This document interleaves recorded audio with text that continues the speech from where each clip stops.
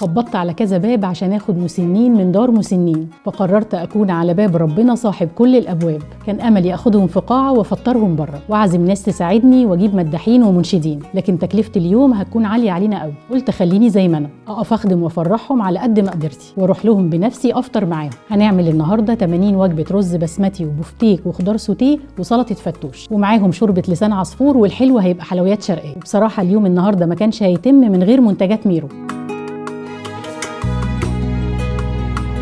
تبلنا البفتيك بميه بصل ومستردة وعصرة ليمون وملح وفلفل وكمون وبيضايه وشويه دقيق، وسر التتبيله دي بقى شويه مستردة من ميرو.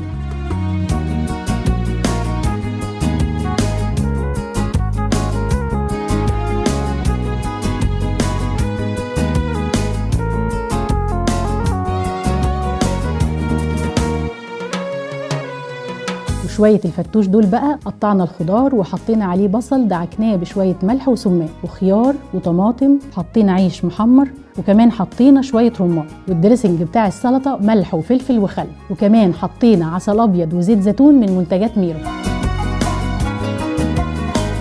وفي الاخر بقى عملنا شويه السوتيه، وطبعا استخدمنا زيت الزيتون بتاع ميرو. يا رب نلحق الفطار معاهم.